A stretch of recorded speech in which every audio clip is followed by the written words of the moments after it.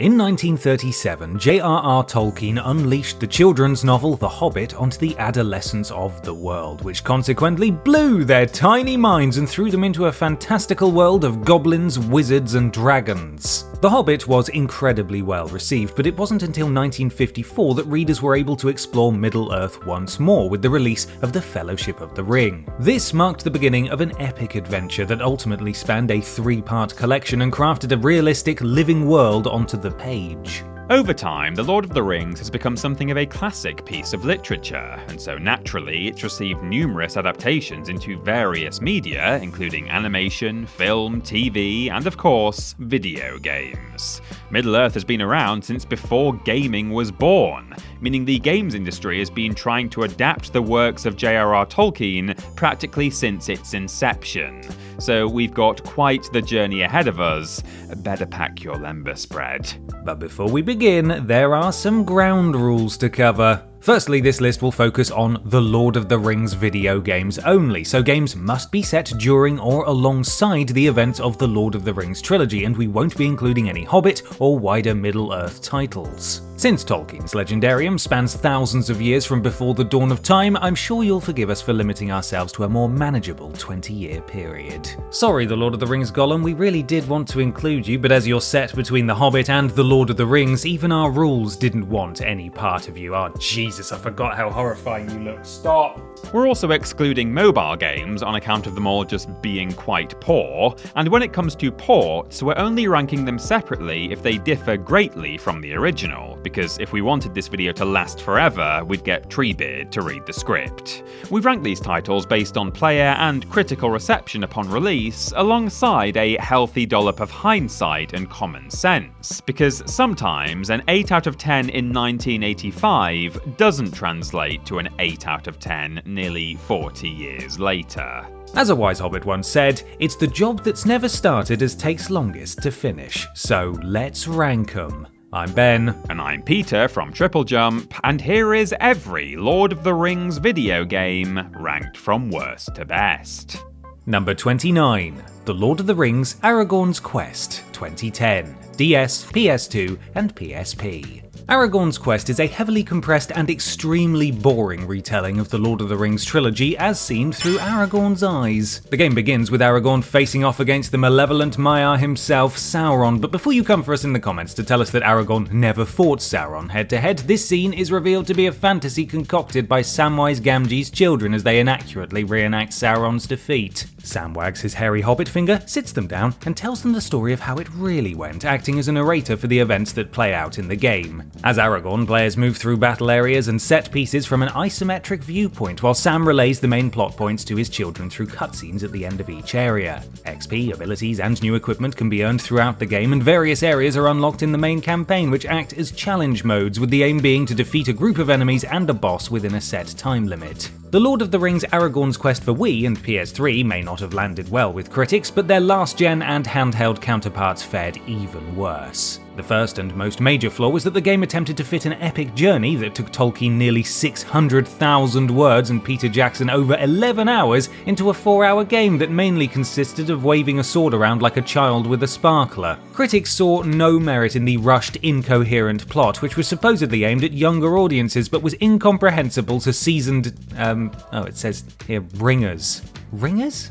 Surely fans aren't called ringers. Oh, well, I stand corrected. We're all ringers here. Ringers, yeah, and critics alike found that the light RPG elements added nothing to the experience, and the combat was agonizingly simplistic when compared to the Wii and PS3 versions of the game. One critic over at IGN was left with a rather sore thumb, since the most effective approach was to spam the light attack button. Ultimately, players could source more enjoyment by reading the trilogy's synopsis on Wikipedia, at least then they wouldn't receive a repetitive stress injury. Number 28, Shadows of Mordor, 1987. Amstrad CPC, Apple II, Commodore 64, and MS-DOS. Back when the Lord of the Rings cinematic universe extended no further than this frightening and wobbly cartoon, game developers already had their sights set on Tolkien's epic works. Shadows of Mordor, not Shadow of Mordor, was the third Middle-earth title developed by Beam Software, but only the second based on the Lord of the Rings trilogy, as the first game was the Hobbit software adventure, which, as we've already established, is not included in this list, partly because it's about the Hobbit, and not The Lord of the Rings, but mainly because it's clearly cursed. Shadows of Mordor is a text adventure that adapts the second half of The Two Towers and chronicles Frodo and Sam's journey to Mount Doom through the Dead Marshes after their separation from the Fellowship. Players can choose between playing as Frodo, Sam, or both as they try to navigate the landscape, and they can't make use of the crafty Smeagol who often suspiciously disappears and reappears throughout their journey. Since Shadows of Mordor is a text adventure, the gameplay basically feels like reading the books, but with a whole lot more frustration.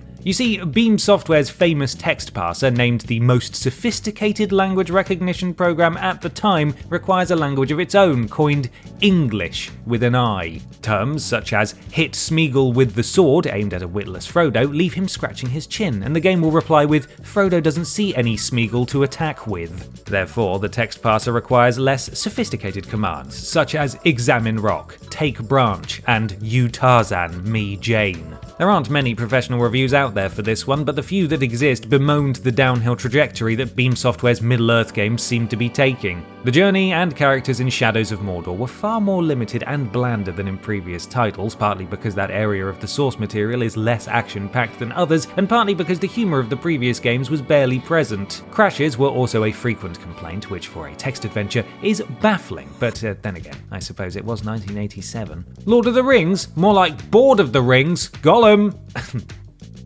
got him. Number 27. J.R.R. Tolkien's Riders of Rohan, 1991, MS-DOS. Not to be confused with the Lord of the Rings Online DLC expansion, which is apparently quite good, Riders of Rohan is a strategy game that simulates the rise and destruction of Saruman's Isengard. Anyway, gameplay is split into segments that players cycle through as the game proceeds, and the overall challenge is rounding up and controlling whole armies from across the land using a simple map. Along with general tactics and directions, morale and fatigue must be balanced to keep soldiers in fighting shape. When approaching an opposing army, the map changes to a close-up battleground where individual units can be directed. Players can choose to attack, defend, or maneuver, and the number of enemies remaining in each unit is shown in order to make an informed tactical decision. Main characters from the trilogy can also be directed if they are nearby, such as Gandalf the White, Aragorn, and Legolas, and they can sway the battles heavily in the player's favour. Individual fights are decided through duel minigames in which players will have to fight off waves of orcs with a bow and arrow, or fight one-on-one against a strong opponent with melee weapons, or by casting waves of magic. The game ends when the clock counts down to the arrival of the allied armies and the final battle against Saruman, which players will need to be ready for to avoid a humiliating defeat. Now, Riders of Rohan may sound like it was very exciting, in-depth and tactical, but it was actually very hard and incredibly dull. The battle sections boasted extremely low frame rates and were slower than a conversation with an Ent, and watching the units rub up against each other was reminiscent of a child playing with action figures. Furthermore, the Microsoft Paint art style would have left you wishing this title was another text adventure, and glitches would make enemies invulnerable to attack, meaning that players were forced to retreat or face a sound thrashing. Ultimately, Riders of Rohan was epic in scope, but miserable in execution. Number 26. The Fellowship of the Ring, a software adventure, 1985.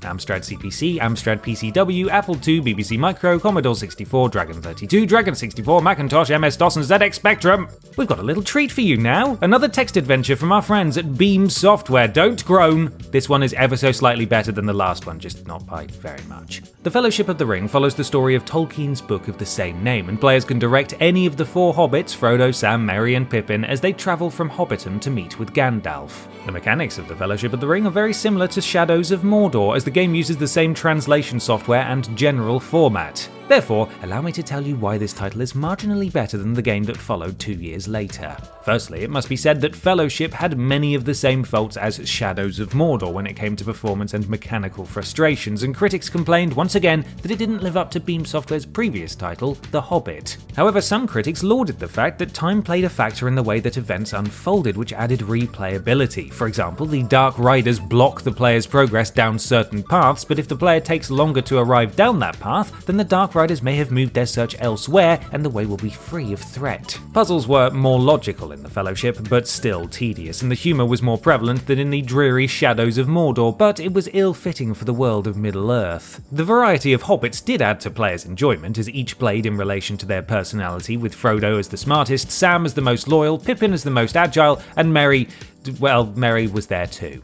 Fellowship was also a playground of entertainment due to the vast control given to the player, provided they were willing to throw away the source material, and at no point did the game scold the player for straying from the events of the book. Players could even murder their least favourite Hobbit if they wanted to. Goodness me. Still, while we agree that player freedom is important, it probably shouldn't come in the form of Hobbit homicide. Number 25. The Lord of the Rings, The Fellowship of the Ring, 2002, GBA. Unlike the other ports of the Fellowship of the Ring, the GBA version is a 3/4 isometric RPG with turn-based combat. All versions of the game, however, are based on the book of the same name and not the movie, due to rights issues that are about as complicated and interesting as working out which billion-dollar company owns the rights to Spider-Man's dental records and could theoretically spin off a movie about his dentist. Pascal, why? This means that Ringers, which still doesn't sound right to me, get to meet fan favourite Tom Bombadil, though we're not sure why the devs opted to make him look like a dirty Santa Claus. He's not the only character with some design flaws either. Merry doesn't look very merry, and Farmer Maggot is so haunting that I see him every time I close my eyes. The Fellowship of the Ring allows players to explore sectioned areas from the book as they work through both the main plot and a variety of side quests given by the villagers. There are even opportunities to play as the entire Fellowship as one huge party later on in the game, which would be a dream come true if it wasn't packaged within such a bad title. It won't come as a shock to you to find out that critics were displeased with the GBA's inferior port. The turn-based battles were a huge component of the game, but critics found them to be incredibly slow and monotonous. The characters' sluggish movements during battle was likened to pulling teeth, and what's worse, enemies always got the first turn, so players couldn't interact with the game for the first 30 seconds of every fight. As if that wasn't bad enough, XP wasn't awarded at the end of combat, because characters gained skill points from quest progression only, making every random battle feel completely pointless. The final gigantic nail in the coffin for Fellowship of the Ring was a bug in the Mines of Moria that would cause the game to crash unless gamers knew to pause and save the game at a particular point to avoid it. Patches weren't possible back then, so the game was never fixed, not that it would be worth playing even if it wasn't full of bugs. Number 24. War in Middle-earth, 1988. Amiga, Amstrad CPC, Apple IIGS, Atari ST, Commodore 64, MS-DOS, MSX, and ZX Spectrum. War in Middle-earth may sound like it takes place outside of the Lord of the Rings trilogy, but it begins near the start of the Fellowship of the Ring, with Frodo having received the letter from Gandalf telling the Hobbit to leave without him. Remember, Frodo, a wizard is never late. He arrives precisely when he means to, so he precisely means to abandon you to whatever fate awaits you at the hands of the Nazgul. Have fun. To help Frodo on his journey, players have two viewpoints, the overview map level and the action level, which can be switched between on the fly. This is quite helpful in the beginning, as it means that the Hobbits can avoid the Nazgul since they're too weak to confront them directly. Later, once the party is stronger, they'll be able to take on more formidable foes, but until then, it's no use trying to be a hero. If the party can survive long enough, the goal is to keep Sauron's army busy while Frodo makes his way to Mount Doom. Critics didn't completely pan this truncated version of Tolkien's tale, and it's still enjoyed today by die-hard fans for its decent simulation of Frodo's journey across Middle-earth. However, like a neighbour's dog that won't stop using your garden as its personal toilet, it's difficult to love. The cursor was the main source of anguish, as it was imprecise at best, causing players to end up viewing the wrong area on the map when trying to focus on a character. They then had to wait 20 seconds for music to finish playing before they could zoom back out and try again. It didn't help that said music sounded like a dial-up modem, as many critics pointed out. Additionally, some of the character designs were questionable, to say the least. Ringers may complain about Peter Jackson's depiction of the Balrog and its large wings of fire, but nobody's talking about War in Middle-earth's offensive interpretation. What on Middle-earth is that? Take it from us, rather than ignoring this title's many flaws in an attempt to enjoy it, just ignore the game altogether. Number 23. The Lord of the Rings Conquest, 2009. PC, PS3, and Xbox 360. Have you ever wanted to play a fun, sprawling Star Wars Battlefront-style Lord of the Rings game? Yes?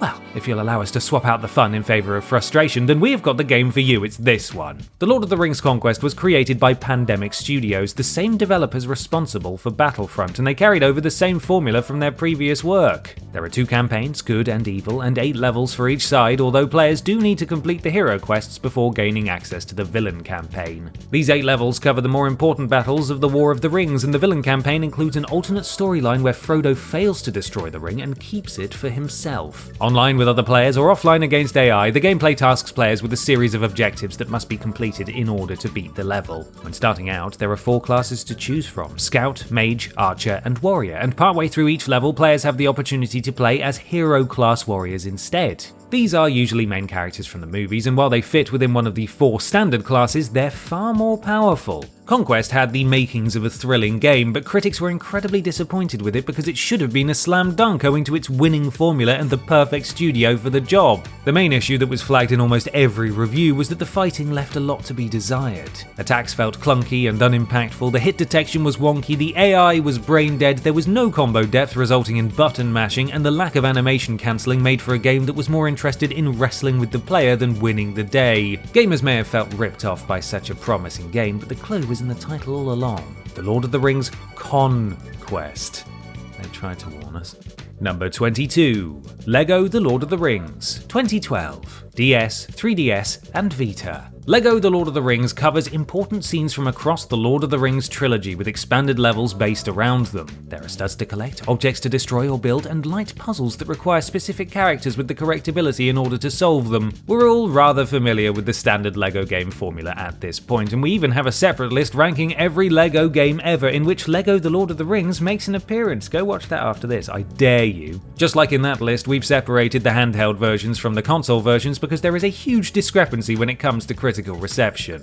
Why is that? Well, the handheld version is essentially the same game, but almost every facet of it is worse than its home console counterparts. Most critics cited the unresponsive controls and noticeable input delay as the main source of their discontent, with this transforming combat and platforming into an exercise in frustration. To make matters worse, the player's shadow was barely visible, so it was hard for players to guess where the characters were going to land, and the camera exacerbated the issue by having a mind entirely of its own. Admittedly, it was supposed to control itself, it's just that it didn't do a very good job of it. Melee combat in many LEGO games of the time was nothing to write home about, since all it asks of the player is to mash attack, but LEGO Lord of the Rings even managed to mess this up, as hit detection was all over the place, the input delay had players swinging at thin air, and enemies tanked damage, meaning it was impossible to avoid taking hits. And that is still not all, as the game utilised audio from the movie trilogy and somehow butchered that as well, with Sir Ian McKellen sounding like he was shouting up through a sewer grate. At its core, LEGO Lord of the Rings still follows the tried and true LEGO formula, it's just better experienced issue-free on a home console. Number 21. The Lord of the Rings Aragorn's Quest, 2010. PS3 and Wii. Aragorn's Quest for the PS3 and Wii may share the same premise as the handheld and PS2 versions, but it's essentially a completely different game. It starts in a familiar place, with Sam's children playing pretend and then having Aragorn's tale relayed to them by their father, but the similarity ends there. The first difference players will notice is the change in perspective and the huge graphical improvement, and then, once the combat begins, there's simply no comparison between the two versions. Players progress through the story of The Lord of the Rings, learning new skills and abilities along the way, as well as participating in side quests and collectible hunting. The PS3 and Wii ports leave behind the button-mashing hack-and-slash combat of the other versions and instead opt for motion controls using the Wiimote or PlayStation Move, though thankfully the game can be played with a normal controller if preferred. Critics were much kinder to Aragorn's Quest on the then current gen, as they found the combat to be particularly engaging on the Wii, where the motion controls were surprisingly responsive. The PS3 version received the same praise, but some critics found the PlayStation Move controllers to be less precise than their Wii counterparts.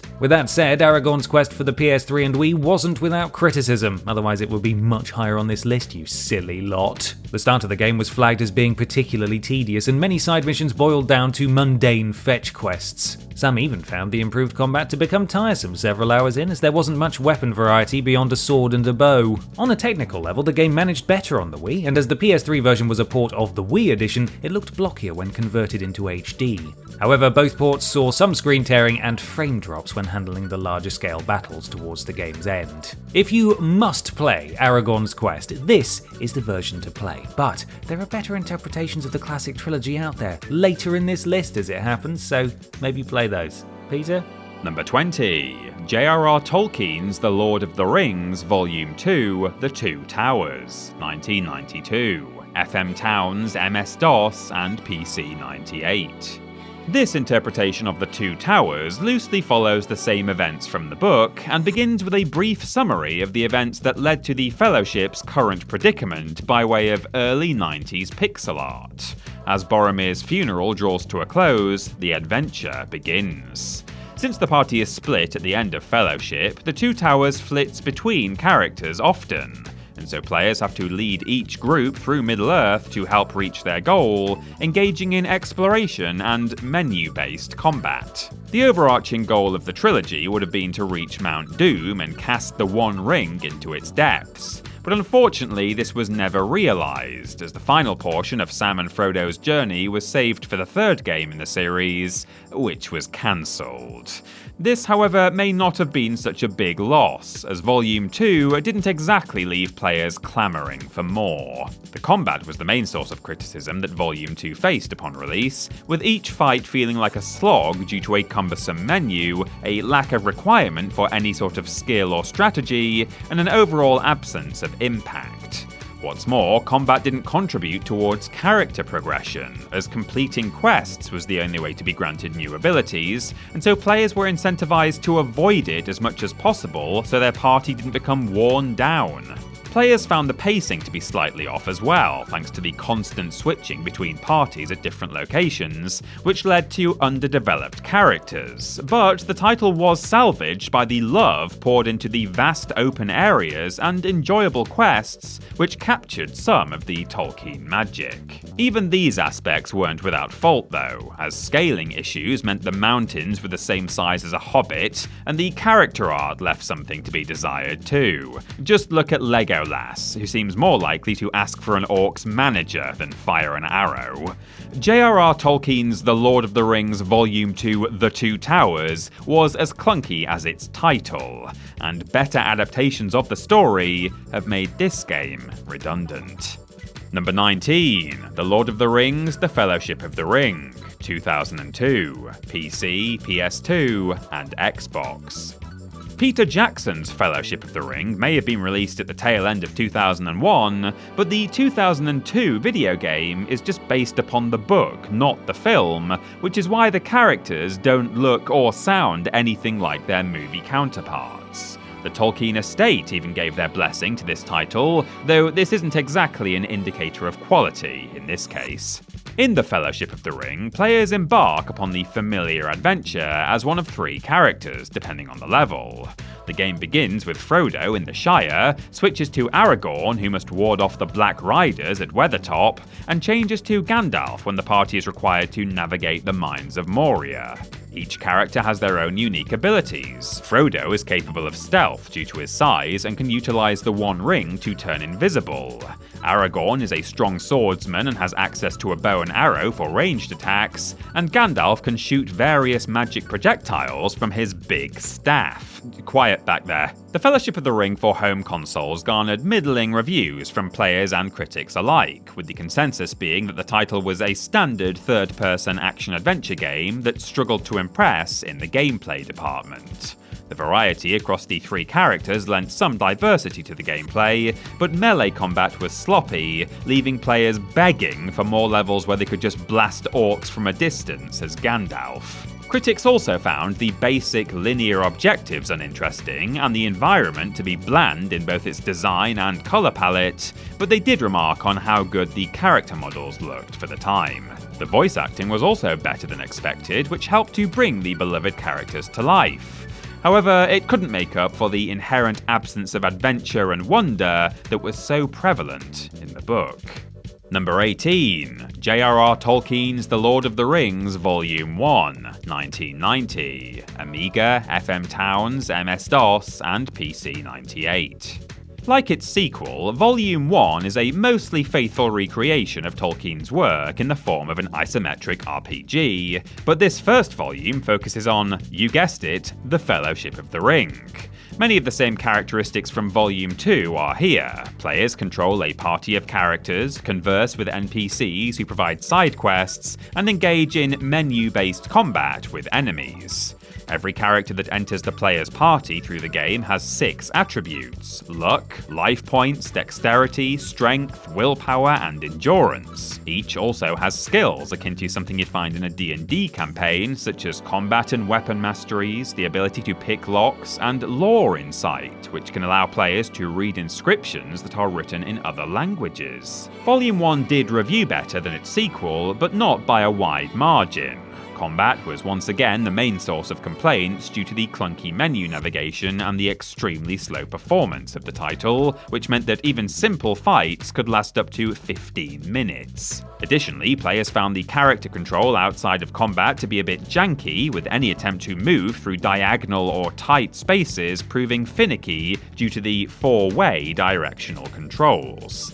Despite this, players felt that exploration was one of the game's most rewarding activities, provided they were happy to be penned in certain locations with overpowered enemies. Many were able to overlook all of these niggling issues, however, and compliments were paid to the game's soundtrack and the character art inspired by the 1978 cartoon, which resulted in character portraits that weren't so frightening this time around. It would be remiss of us not to mention the SNES game with the same title, which is an action-adventure RPG that plays slightly differently, but shares most of the same criticisms. No matter the platform, a perfect version of this game does not exist, but that doesn't mean it isn't without some merits.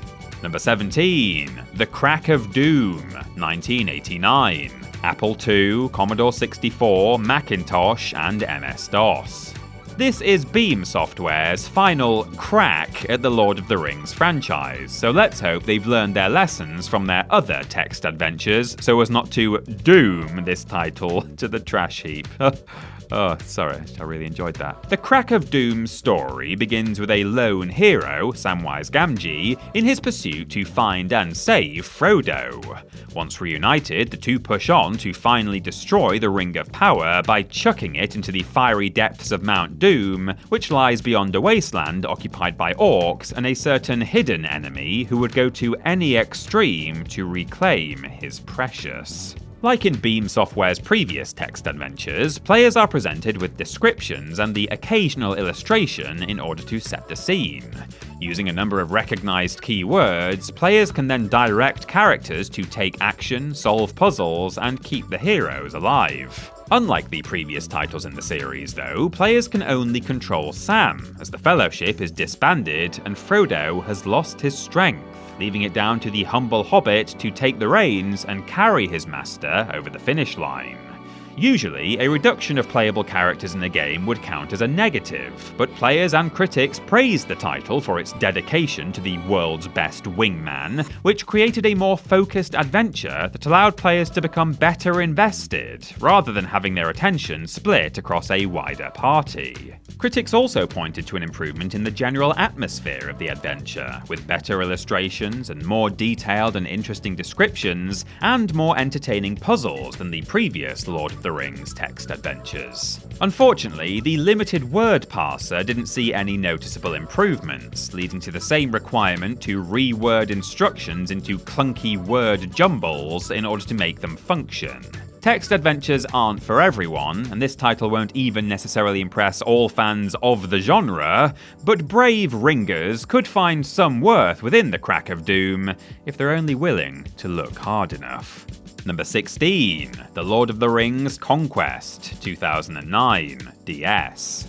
We return again to epic battles and squandered potential, but this time on the go! Whoa! Much like its PC and home console counterparts, The Lord of the Rings Conquest for the DS captures the biggest, most epic battles from the Lord of the Rings trilogy and allows players to participate as anyone from a lowly foot soldier all the way up to a giant sentient tree. Like many home console to handheld ports though, this title lost a few features in translation, but the bulk of the game is still here. The main campaign mode, for example, remains largely untouched, with good and evil storylines to undertake, bolstered by music and brief cutscenes from Peter Jackson's trilogy. Gameplay in this mode follows the same pattern, with players starting as basic scouts, mages, archers, or warriors, and later being presented with the option to upgrade to a supercharged version of their class in the form of a named character from the films. This time around, though, the action takes place from an overhead brawler-style camera rather than an over-the-shoulder perspective, likely because the DS didn't have an analog stick until the 3DS was launched a few years later.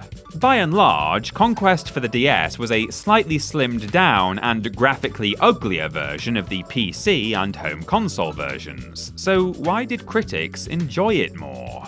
Well, it's because it managed to achieve the bare minimum where its counterparts couldn't, in that the combat actually worked. Admittedly, critics didn't exactly praise the combat, but its simplistic hack-and-slash nature was responsive enough to get the job done, at least. 4-player co-op via local play was also an important feature, despite the lack of online play, as defending Helm's Deep with friends at your side was an item ticked off the bucket list for many fans of the franchise. The Lord of the Rings Conquest for DS did come with a graphical downgrade, but as far as we're concerned, it was still the more complete package, and many players look back fondly on their precious time spent with the game.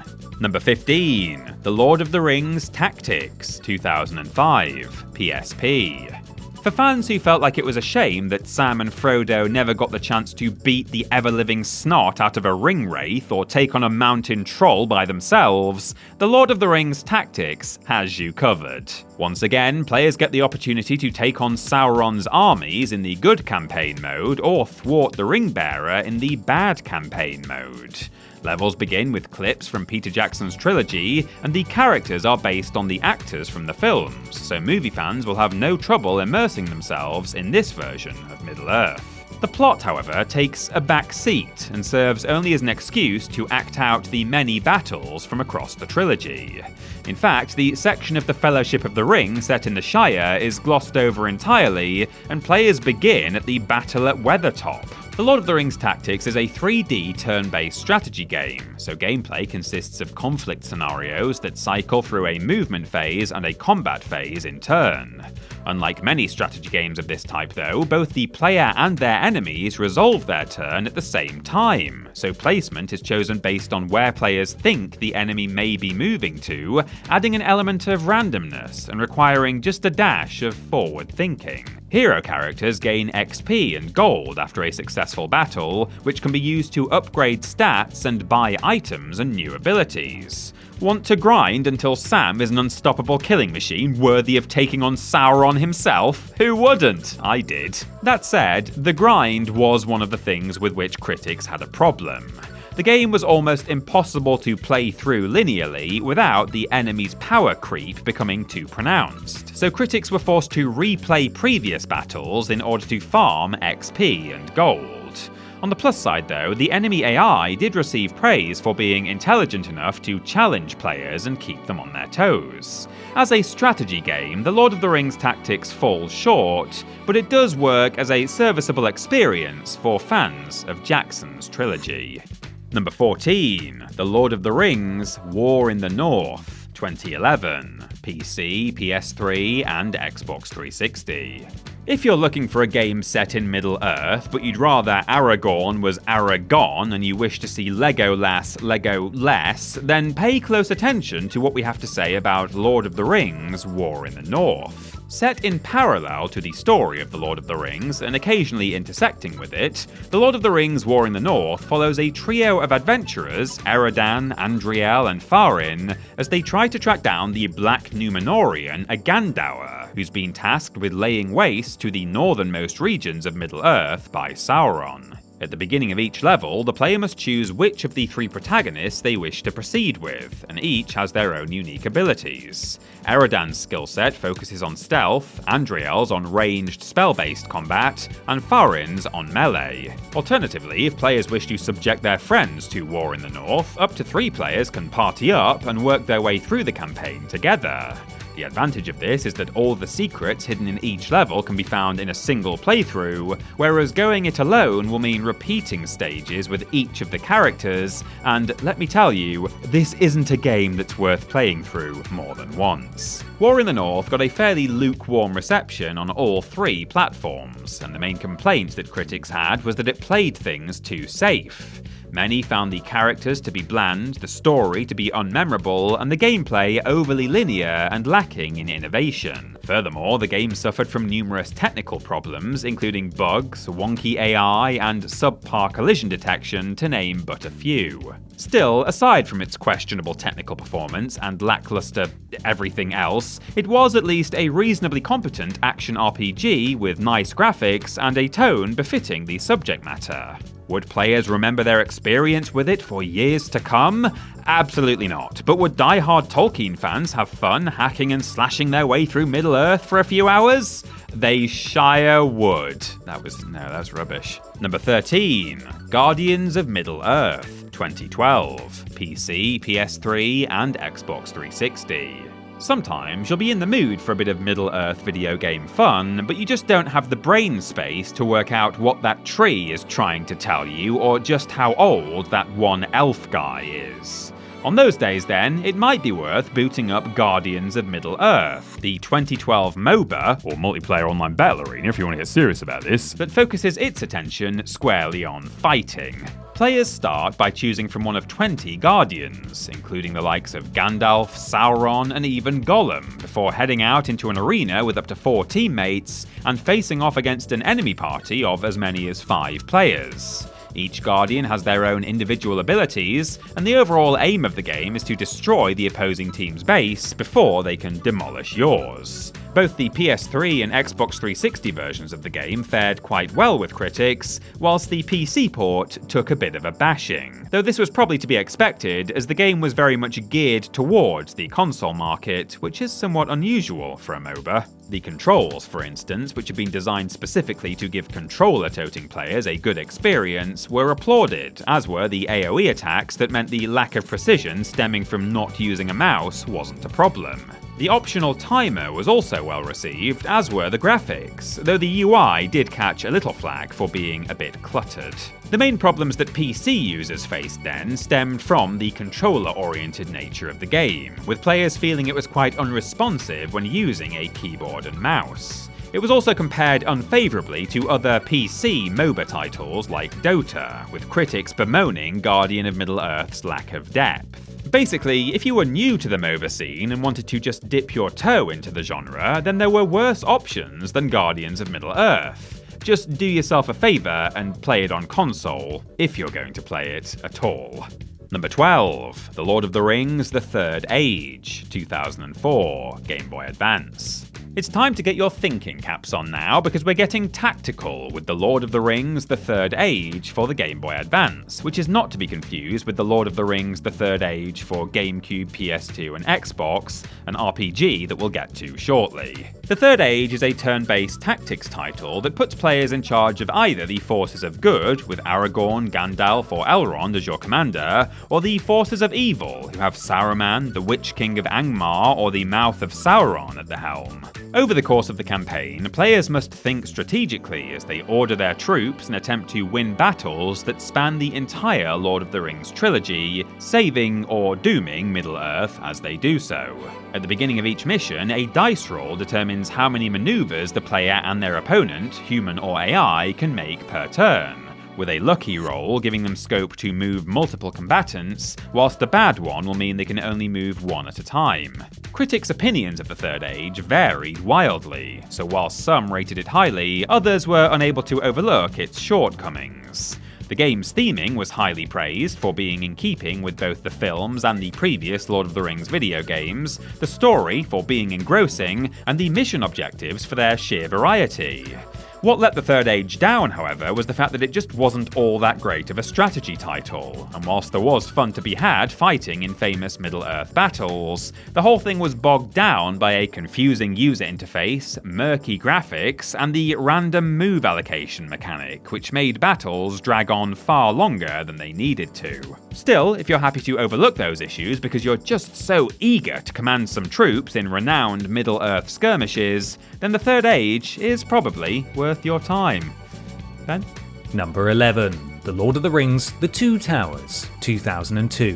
GBA. Although the home console and handheld versions of The Lord of the Rings: The Two Towers do bear some similarities, they are quite different experiences, and sadly for ringers on the go, this version for the Game Boy Advance is the weaker of the two. Confusingly, The Lord of the Rings: The Two Towers covers events from the first two of Peter Jackson's Middle-earth movies. The game opens with Aragorn recounting the Fellowship's adventures to Éowyn atop the battlements at Helm's Deep, beginning with their attempt to cross Caradhras, which ultimately leads to a brush with the Balrog in the Mines of Moria. From there, the remaining 8 members of the Fellowship head to Amon Hen, where, spoiler alert, Boromir is killed. Oh no, Sean Bean! And the party splits. From there, it's back to Helm's Deep to see off the attacking Uruk-hai and save the people of Rohan. In the Game Boy Advance version of the game, players start by choosing which character they'd like to play as, either Aragorn, Gandalf, Frodo, Legolas, or Éowyn, before setting out on an isometric adventure through multiple scenes from the films. Each character has both active and passive skills, and as players progress through the game, they'll level up and gain attribute points that can be used to improve their strength, accuracy, health, defense, and courage. The Two Towers for GBA may not have fared quite as well with critics as its home console counterparts, but it was still rated quite highly. The action-packed hack-and-slash RPG gameplay was lauded, with some even going so far as to call the game a mini Diablo. After a while, things did start to get a bit repetitive. After all, there's only so many Uruk-hai one can murder before the endeavour gets a bit tedious, and the introduction of a currency system to Tolkien's universe was somewhat frowned upon. With all that said though, if you were into stomping orcs and taking names that are hard to pronounce, you'd have probably had a good time with this handheld title, even with its flaws.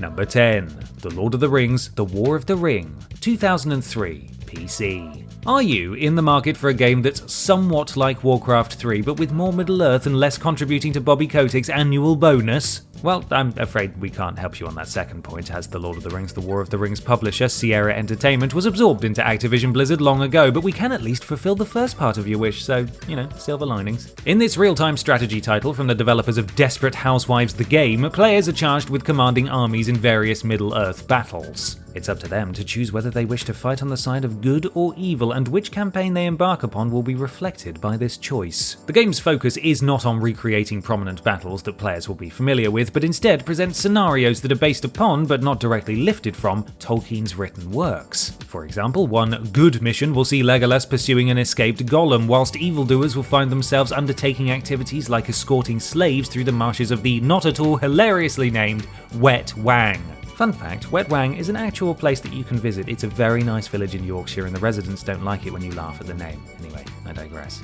Wet Wang. Critics were quite kind to The War of the Ring, complimenting both campaigns, as well as its controls, graphics, audio, and the game's technical competence. Most agreed that it was a good entry point to the RTS genre for those with little to no experience, but felt that the lack of depth would be off-putting to real-time strategy veterans. Some hardcore fans were also unhappy with the creative liberties taken with Tolkien's work, but conceded that their love for the original books may have coloured their opinions somewhat. In short, The War of the Ring is a great game for those who take neither real-time strategy nor The Lord of the Rings too seriously. Number 9. The Lord of the Rings Adventure Card Game, 2019. PC, PS4, Switch, and Xbox One. The most recent title on today's list is 2019's The Lord of the Rings Adventure Card Game, a game that does exactly what the title suggests, i.e. it's a card game set in the Lord of the Rings universe that offers players adventure. Heavily inspired by The Lord of the Rings The Card Game, a cooperative and strategic card game set in Middle-earth, Adventure Card Game provides players with a way to experience Tolkien's famous setting in a card-based format without having to buy binders to keep their collection in or worry that their favourite card might get creased. As is often the case with games of this strategic nature, Adventure Card Game is relatively straightforward to learn but difficult to master. Players build a deck of up to 30 cards, choosing from 4 different card types: Tactics, Law, Spirit, and Leadership, and each type can only be used if you have a corresponding hero card, of which you may have 3. Aside from heroes, players will also collect allies, which are less powerful character cards, events, which are basically spells, and attachments, which are pieces of support equipment. Though the game does stray somewhat from the established canon, each battle is still given context, so no encounter ever feels random or pointless in the grand scheme of things. After all, when the fate of the world is at stake, you don't want to be wasting time on barroom brawls, do you? Adventure card game was mostly well received by the critics that tried it, and they appreciated the narrative-driven PvE gameplay, artwork, and the lack of microtransactions which are generally prevalent in these sorts of titles. In fact, just about the only thing that let the game down was its lack of PvP, which most reviewers agreed was a missed opportunity on the part of the devs. Yes, the matches against the computer were enjoyable, but they weren't as enjoyable as playing against your mates, especially if you were good at the game and would have trounced them every time. Number 8. The Lord of the Rings: The Third Age, 2004, GameCube, PS2, and Xbox. No, you're not suffering from deja vu. This is indeed the second game on this list bearing the title The Lord of the Rings: The Third Age, though this one is an altogether different game than its handheld counterpart. Where the Third Age for GBA is a turn-based tactics affair, the Third Age for GameCube, PS2, and Xbox is an RPG in the style of the Final Fantasy series. The game is a loose adaptation of the events of Peter Jackson's film trilogy, and only Peter Jackson's film trilogy, because at the time the rights to Tolkien's literary works were held by Vivendi Universal Games, so if it wasn't in the films, or the folks at EA didn't make it up themselves, it couldn't go into the Third Age. The story follows a party of adventurers whose quest to save Middle-earth parallels that of the Fellowship, with the two stories occasionally intersecting. The gameplay is split into two different modes, the first being 3D exploration through the overworld, and the second turn-based combat, which uses a conditional turn-based system, allowing players to carefully consider their next move without having to worry that the enemy will attack whilst they're pondering. Each party member has their own unique set of skills and will gain more as they progress through the game, plus they can all be equipped with elf stones that can grant additional abilities. The game fared slightly better with critics than the handheld version, and compliments were paid to the fresh, enjoyable story, with the polished visual presentation that accurately conveyed the grandeur of the Middle-earth setting and the crisp audio also receiving praise. The main criticism was directed at the RPG mechanics, and whilst the game was largely functional, it lacked the depth that RPG aficionados would doubtlessly have been looking for. With that said, however, the simple, streamlined approach would likely have resonated with those less well versed in the role-playing genre, and as such, can't necessarily be considered a bad move. Number 7. The Lord of the Rings: The Return of the King, 2003, GBA. For anyone that's upset that The Lord of the Rings: Return of the King isn't higher up on this list, we'd like to clarify that this entry is covering only the Game Boy Advance version of the title. You'll have to stick around a little longer to see where the home console edition ranks, and trust me, you are going to be disappointed. Sorry, you're not going to be disappointed. Unlike its home console cousins, which are played from a third-person perspective, the GBA version of Return of the King is played from an isometric viewpoint. The title bears several similarities to the GBA edition of The Two Towers, with players picking from one of the 6 fan-favourite characters, Aragorn, Gandalf, Éowyn, Gimli, Frodo, or Legolas, before heading out into the world to take on a variety of challenges, starting with finding a way to reach Saruman in his tower. Each character has a number of different skills, attributes that can be improved with points which are awarded for progressing through the game, and their own storylines, so Frodo won't face the same challenges as Aragorn, for example. Though the gameplay was quite similar to its predecessors, Return of the King was considered by most to be the better of the two on account of the fact that improvements to the engine meant that more sprites could be on screen at once, and as such, Return of the King felt more action-packed than The Two Towers. The multiplayer, which allowed players to buddy up with a pal and tackle the levels cooperatively, were also lauded, as were the graphics and the save any time feature. The game did catch some flack for being a bit on the repetitive side, but that was practically the only negative thing that critics had to say about it. Well, that and the fact that it wasn't quite as good as the home console editions, but that was probably more the fault of the GBA's limited hardware than it was anything the developers did or didn't do. Number 6. LEGO The Lord of the Rings, 2012. PC, PS3, Xbox 360, and Wii. The handheld versions of LEGO Lord of the Rings are, admittedly, a bit crap, but all is not lost because the PC and home console outings are actually pretty decent, and if you're after a bit of Middle-earth fun with a plasticky twist, then they're probably going to be right up your alley. Based on Peter Jackson's Lord of the Rings film trilogy, LEGO The Lord of the Rings takes the stories from all 3 films, slices them up into easy-to-digest chapters, and puts its own spoofy twist on the action. For example, Frodo and Gandalf discover the One Ring's markings when Frodo drops it into a cup of tea. Whilst offering his axe to Frodo, Gimli drops it on his own head, and Boromir's demise comes about thanks to a broom and a banana, rather than a trio of arrows. LEGO The Lord of the Rings shares several of its gameplay mechanics with other LEGO titles, including stud collection, character-specific abilities, and both melee and ranged combat. But alongside all of this, players can also collect magical items to aid them on their journey. The game went down very well with both critics and players, and while some reviewers were less impressed with the lack of innovation on show, those that judged it for what it was, i.e. a vehicle for a bit of goofy fun, enjoyed what it had to offer. Was it groundbreaking? No, but the graphics and audio were polished, the gameplay was thoroughly engaging, and it was clear that it was a loving homage to Tolkien's work rather than a scathing piss take. Furthermore, if you're looking to the LEGO franchise for leaps forward in gaming innovation, then I can't help but feel you're searching in the wrong place. Regrettably though, unless you own a 7th generation machine, you're going to struggle to play LEGO The Lord of the Rings on console these days. Thankfully though, you can still get your hands on a PC version through several reputable online retailers, so there's no need for you to go through the rest of your life completely LEGO-less. Number 5. The Lord of the Rings The Battle for Middle-earth, 2004, PC. Hope you've not put those tactical hats away just yet, because we've got another Lord of the Rings RTS title for your consideration. Developed by EA Los Angeles and published by EA Games, The Lord of the Rings The Battle for Middle-earth is a real-time strategy game and employs many gameplay mechanics that fans of the genre will be familiar with. Players must gather resources and use them to build bases and muster armies, which are then sent off to fight in various battles. Players get to choose a side once again, either good or evil, with each having their own campaign.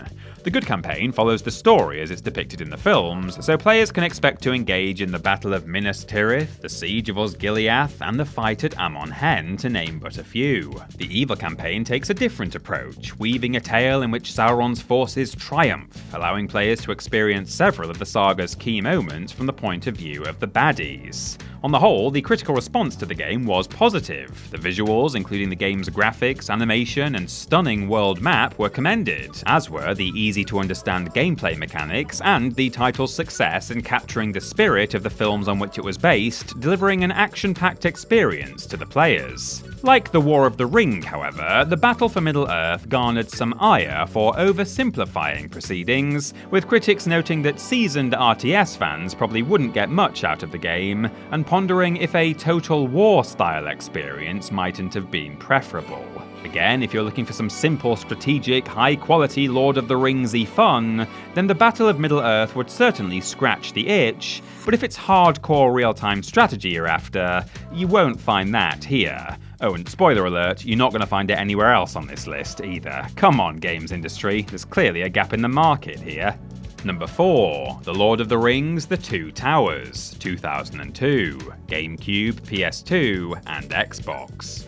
We've already looked at the Game Boy Advance version of The Lord of the Rings The Two Towers, but now we're turning our attention to the console version, which is in several ways the better of the two titles. The two titles? There's a pun in there somewhere, I just know it, but we're so close to the end now and I'm tired. This third-person hack-and-slash adventure adapts both the Fellowship of the Ring and the Two Towers, and begins at the Battle of the Last Alliance, where Isildur cuts the ring from the hand of Sauron. The action then shifts focus to Aragorn, who tells Éowyn of the Fellowship's journey thus far. He recounts the attack of the Nazgul at Weathertop, the Fellowship's treacherous crossing of Caradhras and their subsequent venture into Moria, the split of the party at Amon Hen, the quest to find Merry and Pippin, and he and his allies' arrival in Rohan, before zapping back to the present and kicking arse in the Battle of Helm's Deep.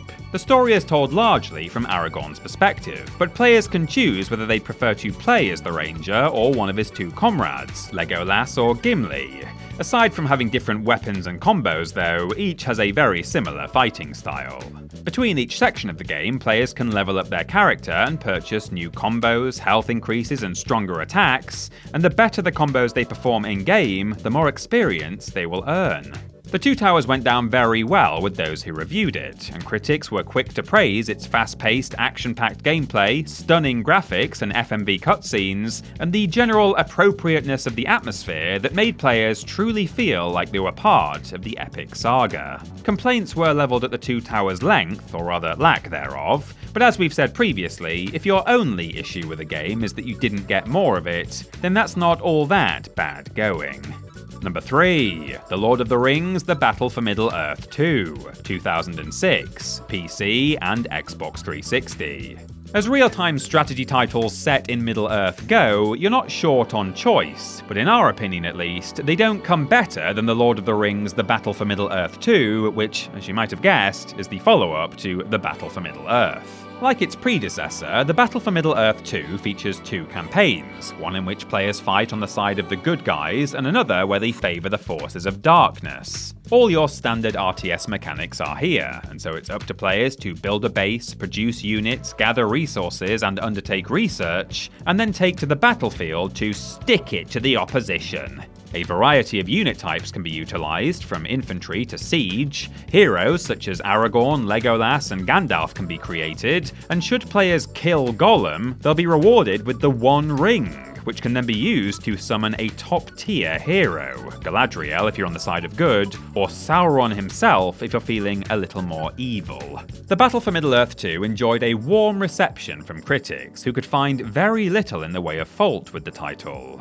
Its audio-visual presentation was top-notch, its gameplay was well implemented, and the game overall was considered superior to its predecessor in several ways, the most notable of which being the fact that it allowed players to build anywhere on the map rather than in preset zones. Those less impressed with the title were critical of its multiplayer, which some found to be unbalanced due to the heroes being too strong. Others cited its lack of innovation as the biggest reason they wouldn't recommend it, since they felt that The Battle for Middle-earth 2, whilst competent, didn't do anything that other RTS titles hadn't done already. I personally would disagree though. Show me another real-time strategy where you can kill Gollum and then summon Sauron to fight in your army. No, go on, you look. I'll wait. Number 2. The Lord of the Rings Online, 2007, PC. It's well established that Middle-earth is a sizable place, and as such, ringers have been clamouring for years to be able to explore every facet of it. Well, in 2007, their prayers were answered in the form of The Lord of the Rings Online, the Middle-earth set MMORPG. The game initially launched as The Lord of the Rings Online Shadows of Angmar, which sees players involved in a campaign against, well, the Kingdom of Angmar, but updates have seen additional storylines added, including one that takes players deep into the mines of Moria, and another that sees them embroiled in the affairs of Rohan and the Battle of Helm's Deep. Like in other MMORPGs, players start out by creating a character, choosing from one of 7 races, including man, elf, and dwarf, and 11 classes, such as burglar, captain, or runekeeper.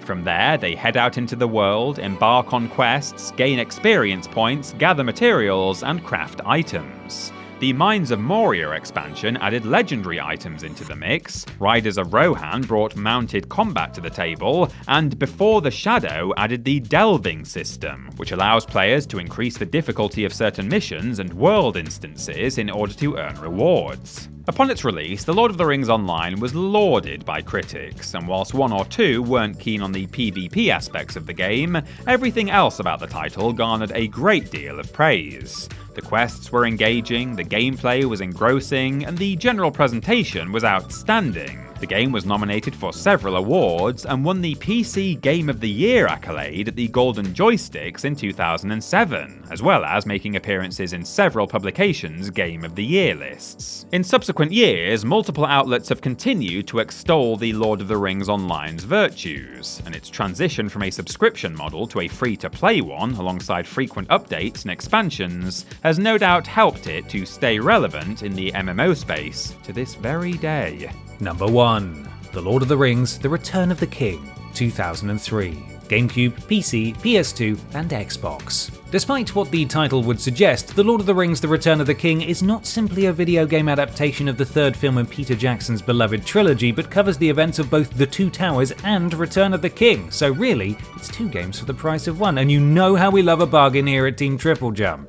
According to the game's senior producer, Todd Arnold, the Return of the King's developers didn't intend to retell the story of the films, but instead they wanted to give players the experience of being a part of their most critical moments. As such, the focus is squarely on the gameplay, with only light narrative elements sprinkled in here and there to give those who hadn't seen the films a little context for their actions. The game begins at the Battle of Helm's Deep before branching into 3 separate arcs. The Path of the Wizard follows Gandalf as he assists the Ents in their battle against the Uruk-hai and Orc army, attempts to distract Sauron by leaning into his belief that Pippin has the ring, and helps the armies of Minas Tirith to defend the city. The Path of the King sees Aragorn, Legolas and Gimli trying to recruit the army of the dead to their cause, and their subsequent effort to secure victory at the Battle of Pelennor Fields. Finally, the Path of the Hobbits follows Frodo, Sam and Gollum on their journey to Mount Doom, beginning with their escape from Osgiliath and continuing through Shelob's Lair and the Tower of Cirith Ungol. Gameplay takes the form of third-person hacking and slashing, and players get to jump into the shoes, or hairy feet in the case of the Hobbits,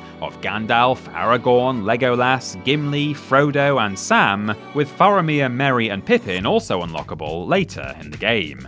Return of the King was a critical triumph, garnering commendation practically across the board for everything from its cinematic graphics, smooth animations and crisp audio to its satisfying action-packed combat and variety in the level design. The game was absolutely bursting with things to do and secrets to uncover, and remains unparalleled in its ability to immerse gamers in Tolkien's fantastical universe. All of that is to say that Return of the King, are you ready for it, was a video gaming experience, here it comes, that was truly precious.